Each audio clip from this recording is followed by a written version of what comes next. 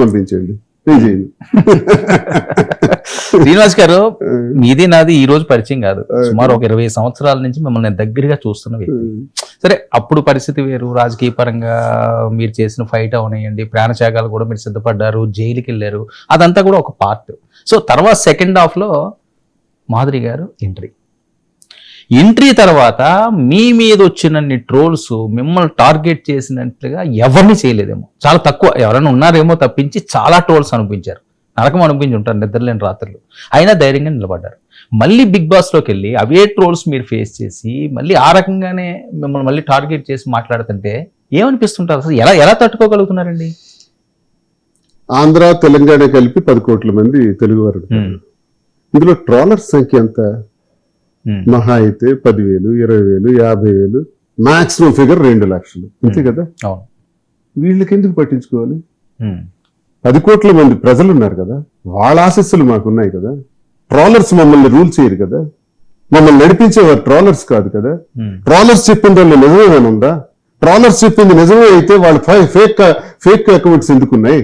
వాడు చేసే కామెంట్ లో ఫేస్బుక్ ఓపెన్ చేస్తే అకౌంట్ లాక్డ్, యూట్యూబ్ వచ్చేస్తే యూట్యూబ్ అకౌంట్ లాక్డ్.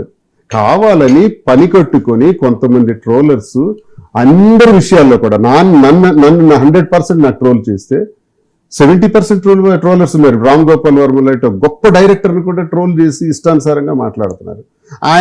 ఆయనకున్న ఆలోచన తీరుకొని, ఆయనకున్న డైనమిజం కానీ ఒక్క ట్రోలర్కైనా ఉందా? ఆయనకున్న శక్తులు ఎవరికైనా ఉన్నాయా? ట్రోల్ చేస్తుంటారు. మహాత్మా గాంధీని విమర్శిస్తున్నారు ఈరోజు, అదొక ఫ్యాషన్ కింద తీసుకున్నారు. కానీ అది భగవంతుడు లేడని మాట్లాడే వాదనలు చేసే వాళ్ళు 30% తయారైనారు. ఇది వీళ్ళు ఏళ్ళ గురించి ఎందుకు పట్టించుకోవాలి?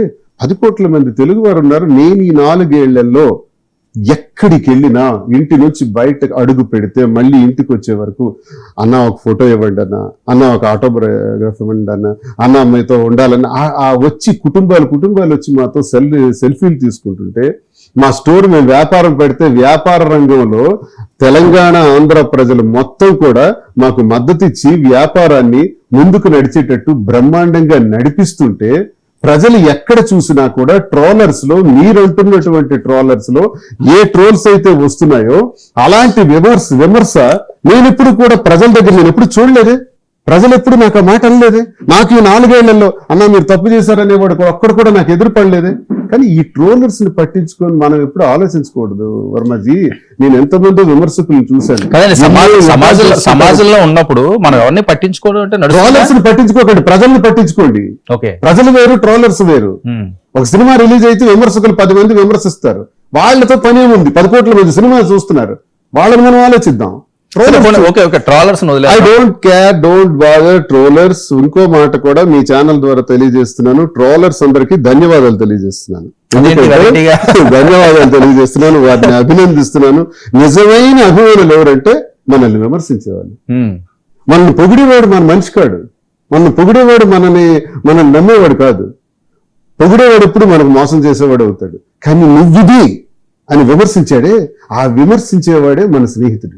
కాబట్టి trollers all trollers are my friends. సరే, ఒక్క విషయం అవనగడ్డ నుంచి అండి